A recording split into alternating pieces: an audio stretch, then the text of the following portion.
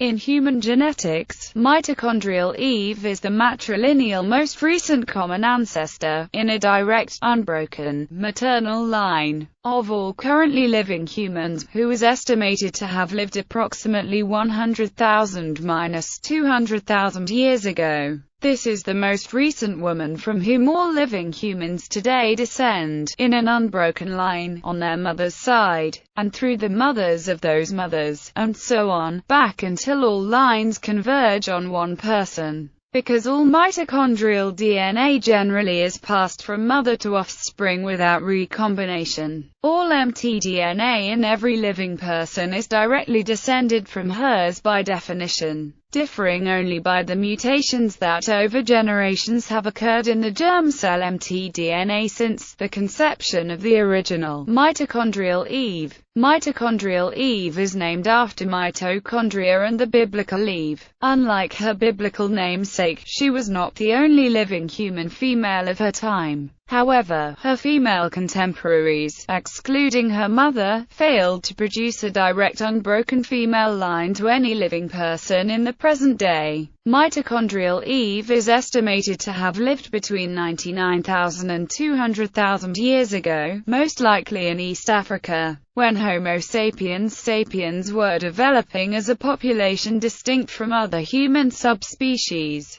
Mitochondrial Eve lived later than Homo heidelbergensis and the emergence of Homo neanderthalensis, but earlier than the out-of-Africa migration. The dating for Eve was a blow to the multi-regional hypothesis and a boost to the theory of the origin and dispersion of modern humans from Africa, replacing more archaic human populations such as Neanderthals. As a result, a consensus emerged among anthropologists that the latter theory was more plausible. Analogous to the mitochondrial Eve is the Y-chromosomal Adam, the member of Homo sapiens sapiens from whom all living humans are descended patrilineally. The inherited DNA in the male case is his nuclear Y chromosome rather than the mtDNA. Mitochondrial Eve and Y-chromosomal Adam need not have lived at the same time. For example, Y-chromosomal Adam has been estimated to have lived during a wide range of times from 180,000 to 581,000 years ago, while a 2013 paper concluded that he lived between 120,000 and 156,000 years ago. History. Scientific research. The idea that there is a mitochondrial Eve, a woman from whom all people inherit their mitochondrial DNA, hinges on the theory that mutations passed down to descendants can be organized into groups. The scientific work of determining the time and place of the last woman from whom we all inherit our mtDNA was carried out by Alan Wilson, of the University of California, Berkeley, with his doctoral students Mark Stoneking and Rebecca L. Cann, using a wave of advances in genetics. Wilson had earned a worldwide recognition with his molecular clock, the technique by which species divergence time can be estimated. Inspired by the discovery of mtDNA and its unique properties, he had been motivated to employ the novel field in the study of human origin. It came to reality when Wesley M. Brown joined him as a postdoc in 1978. Brown had developed a firm grasp of restriction enzyme digestion of mtDNA from University of California,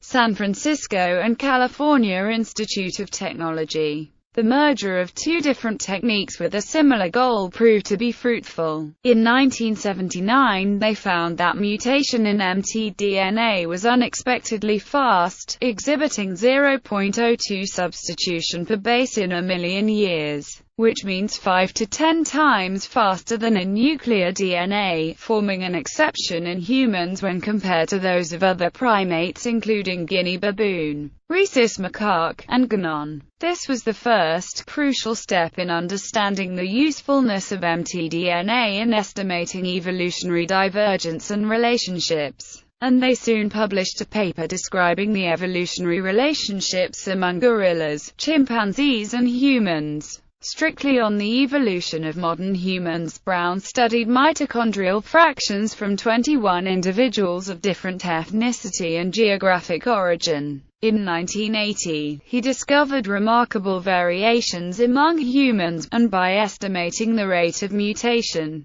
he concluded that the modern human species originated as recently as 180,000 years ago. But the shortcomings were that medical records were disassociated and he didn't know about the actual donors' ethnic backgrounds. The study was advanced by doctoral student Rebecca L. Cann, who started collecting mtDNA in 1979 based on ethnicity. She collected samples from U.S. hospitals from women of diverse ethnic backgrounds, such as from Asia, South Pacific, Europe and Americans of African descent. Their initial observation of the mitochondrial genome of 100 individuals led them to resolve that it was possible to trace back individual female lineages back hundreds of generations, thereby reaching the point of a common ancestor. However, in 1983, Cann and Wilson failed to show common ancestry from 112 individuals of different ethnic groups, and they had no indication of African samples as the oldest or the lineage of the common ancestor using an analysis called Fitch-Margolius trees. Even in Cann's thesis in 1982, in which more elaborate estimates were used, African origin of all humankind was not yet convincing, especially to Wilson, though the hunch was evident there. Prudence in Wilson was in part due to a publication of an eminent geneticist,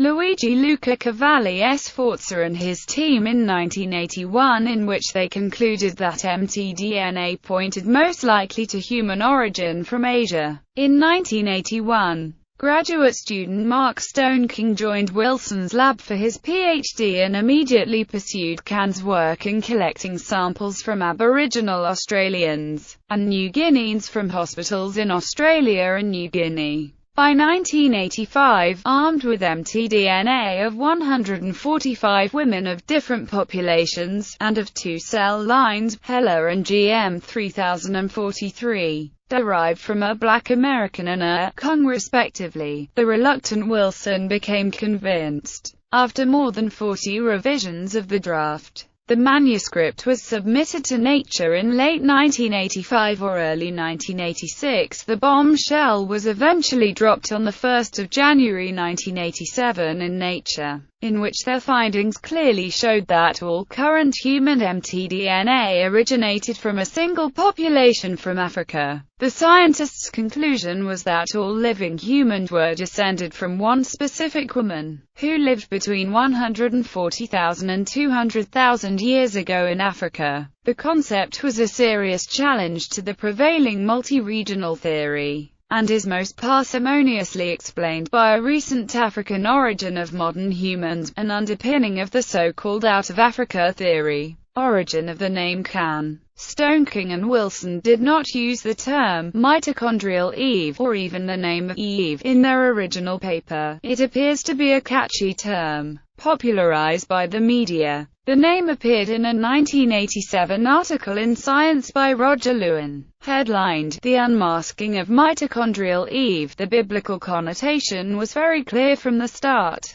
The accompanying research news in Nature had the obvious title, "Out of the Garden of Eden." Wilson himself preferred the more euphemistic, "lucky mother," and thought the use of the name Eve regrettable, but the concept of Eve caught on with the public and was repeated in a Newsweek cover story and a cover story in Time on 26 January 1987. Female in mitochondrial ancestry. Without a DNA sample, it is not possible to reconstruct the complete genetic makeup of any individual who died very long ago. By analyzing descendants' DNA, however, parts of ancestral genomes are estimated by scientists. Mitochondrial DNA and Y chromosome DNA are commonly used to trace ancestry in this manner. mtDNA is generally passed unmixed from mothers to children of both sexes, along the maternal line, or matrilineally. Matrilineal descent goes back to our mothers, to their mothers, until all female lineages converge. Branches are identified by one or more unique markers which give a mitochondrial DNA signature, or haplotype. Each marker is a DNA base pair that has resulted from an SNP mutation. Scientists sort mitochondrial DNA results into more or less related groups, with more or less recent common ancestors. This leads to the construction of a DNA family tree where the branches are in biological terms clades, and the common ancestors such as Mitochondrial Eve sit at branching points in this tree. Major branches are said to define a haplogroup, and large branches containing several haplogroups are called macrohaplogroups. The mitochondrial clade which Mitochondrial Eve defines is the species Homo sapiens sapiens itself, or at least the current population or chronospecies, as it exists today. In principle, earlier Eves can also be defined going beyond the species, for example, one who is ancestral to both modern humanity and Neanderthals, or, further back, an Eve, ancestral to all members of genus Homo and chimpanzees in genus Pan. According to current nomenclature, Mitochondrial Eve's haplogroup was within mitochondrial haplogroup L because this macrohaplogroup contains all surviving human mitochondrial lineages today, and she must predate the emergence of L0. The variation of mitochondrial DNA between different people can be used to estimate the time back to a common ancestor, such as Mitochondrial Eve. This works because, along any particular line of descent, mitochondrial DNA accumulates mutations at the rate of approximately 1 every 3,500 years per nucleotide. A certain number of these new variants will survive into modern times and be identifiable as distinct lineages. At the same time, some branches, including even very old ones, come to an end, when the last family in a distinct branch has no daughters. Mitochondrial Eve is the most recent common matrilineal ancestor for all modern humans. Whenever one of the two most ancient branch lines dies out, the MRCA will move to a more recent female ancestor, always the most recent mother to have more than one daughter with living maternal line descendants alive today. The number of mutations that can be found distinguishing modern people is determined by two criteria. Firstly and most obviously, the time back to her, but secondly and less obviously by the varying rate at which new branches have come into existence and old branches have become extinct. By looking at the number of mutations which have been accumulated in different branches of this family tree, and looking at which geographical regions have the widest range of least related branches, the region where Eve lived can be proposed. Common misconceptions. Not the only woman. One misconception surrounding Mitochondrial Eve is that since all women alive today descended in a direct and broken female line from her, she must have been the only woman alive at the time. However, nuclear DNA studies indicate that the size of the ancient human population never dropped below tens of thousands. Other women living during Eve's time have descendants alive today, but at some point in the past, each of their lines of descent did not produce a female who reproduced, thereby breaking the mitochondrial DNA lines of descent. Not a fixed individual over time. The definition of Mitochondrial Eve is fixed, but the person in prehistory who will fit this definition can change, not only because of new discoveries, but also because of unbroken mother-daughter lines coming to an end by chance. It follows from the definition of Mitochondrial Eve that she had at least two daughters who both have unbroken female lineages that have survived to the present day. In every generation, mitochondrial lineages end when a woman with unique mtDNA dies with no daughters. When the mitochondrial lineages of daughters of Mitochondrial Eve die out, then the title of Mitochondrial Eve shifts forward from the remaining daughter through her matrilineal descendants, until the first descendant is reached who had at least two daughters who both have living, matrilineal descendants. Once a lineage has died out, it is irretrievably lost, and this mechanism can thus only shift the title of Mitochondrial Eve forward in time. because mtDNA mapping of humans is very incomplete. The discovery of living mtDNA lines which predate our current concept of mitochondrial Eve could result in the title moving to an earlier woman. This happened to her male counterpart, Y chromosomal Adam, when older Y lines from Africa were discovered. Not necessarily a contemporary of Y chromosomal Adam, sometimes mitochondrial Eve is assumed to have lived at the same time as Y chromosomal Adam, from whom all living people are descended patrilineally, perhaps even meeting and mating with him. Even if this were true, which is currently regarded as highly unlikely, this would only be a coincidence. Like mitochondrial Eve, Y chromosomal Adam probably lived in Africa. A recent study concluded, however, that Eve lived much later than Adam, some 140,000 years later. More recent studies indicate that mitochondrial Eve and Y chromosomal Adam may indeed have lived around the same time. Not the most recent ancestor shared by all humans. Mitochondrial Eve is the most recent common matrilineal ancestor, not the most recent common ancestor. Since the mtDNA is inherited maternally and recombination is either rare or absent, it is relatively easy to track the ancestry of the lineages back to a MRCA. However, this MRCA is valid only when discussing mitochondrial DNA. An approximate sequence from newest to oldest can list various important points in the ancestry of modern human populations. The human MRCA. All humans alive today share a surprisingly recent common ancestor, perhaps even within the last 5,000 years. Even for people born on different continents, the identical ancestors point just a few thousand years before the most recent single ancestor shared by all living humans was the time at which all humans who were then alive either left no descendants alive today or were common ancestors of all humans alive today. In other words, each present-day human has exactly the same set of genealogical ancestors alive at the identical ancestors point in time. This is far more recent than when mitochondrial Eve lived. Mitochondrial Eve, the most recent female line common ancestor of all living people. Y chromosomal Adam, the most recent male line common ancestor of all living people. Not the biblical Eve, owing to its figurative reference to the first woman in the biblical book of Genesis. The mitochondrial Eve theory initially met with enthusiastic endorsement from some young Earth creationists, who viewed the theory as a validation of the biblical creation story.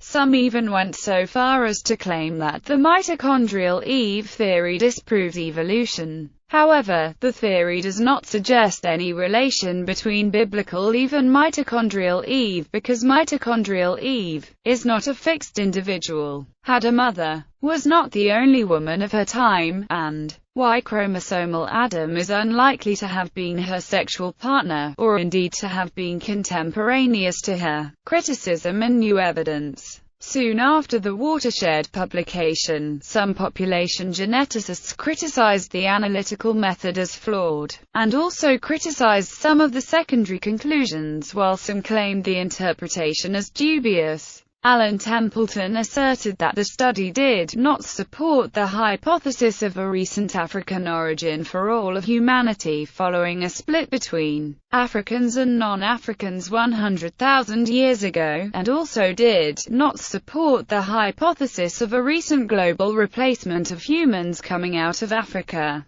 This criticism was popularized into a general conception that human mtDNA analysis and the hypothesis of recent African origin are false. Although the original research did have analytical limitations, DNA tests among African residents suggest the out of Africa hypothesis still could be accurate. However, they should be interpreted. Estimates of the age of the last common mitochondrial ancestor continue to be refined. A recent estimate from the Max Planck Institute for Evolutionary Anthropology shows that mitochondrial Eves lived about 160,000 years ago and also that the non-African humans were separated from Africans about 95,000 years ago. In August 2013, a study led by Stanford University School of Medicine geneticists reported the age of mitochondrial Eve to be between about 99,000 and 148,000 years, and the YMRCA to have lived between 120,000 and 156,000 years ago, based on genome sequencing of 69 people from 9 different populations.